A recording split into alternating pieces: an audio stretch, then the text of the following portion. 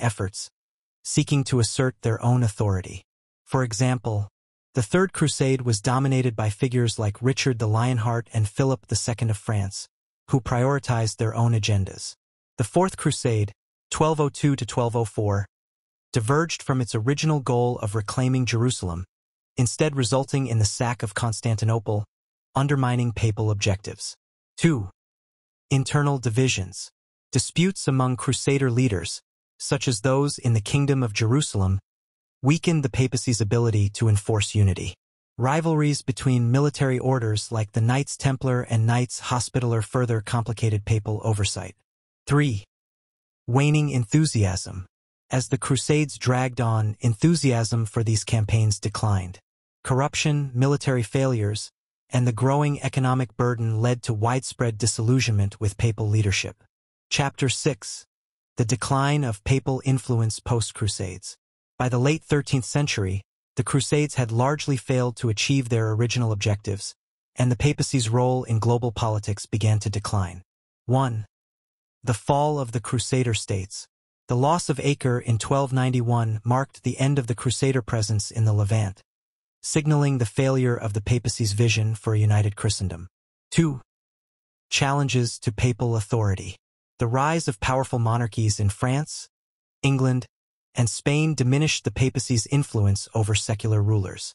The Avignon Papacy, 1309 to 1377, and the Great Schism, 1378 to 1417, further eroded the Church's unity and authority.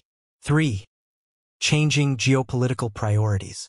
The rise of the Ottoman Empire shifted European focus to the defense of Eastern Europe, sidelining the papacy as the leader of Christian military efforts. The advent of the Renaissance and the Reformation redirected attention to internal European developments, further diminishing the papacy's geopolitical relevance.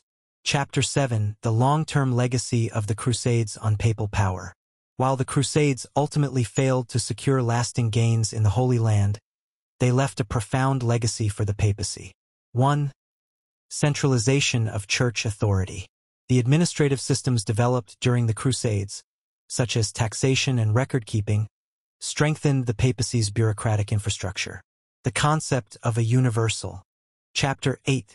The papacy's diplomacy and alliances during the Crusades.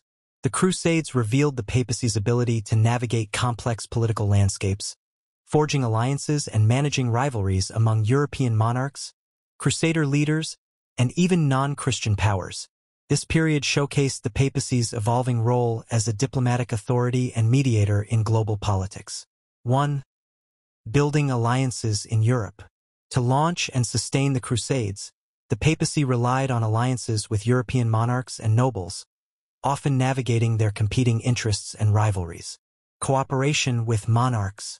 Urban II successfully rallied support from French and Norman nobles for the First Crusade, using promises of spiritual rewards to unite disparate factions.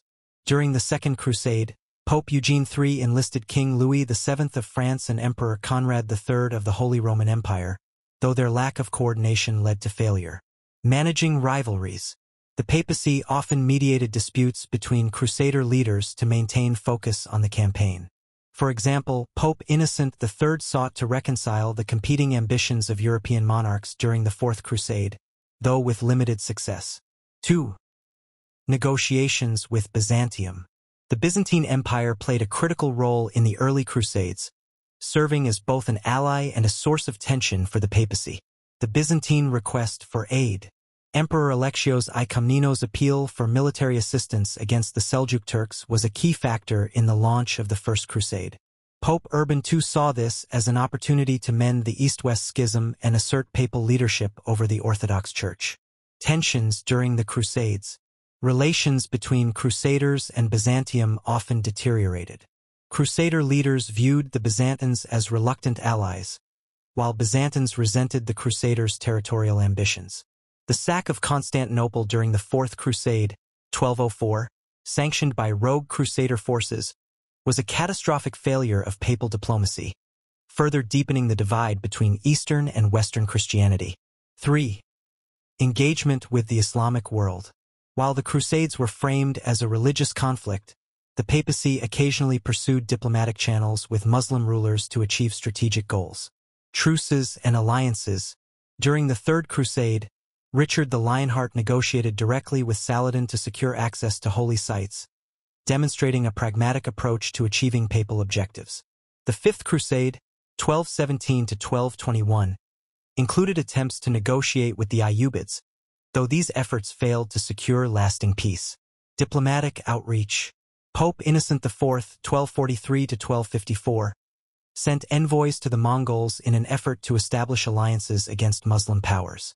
These missions, such as those led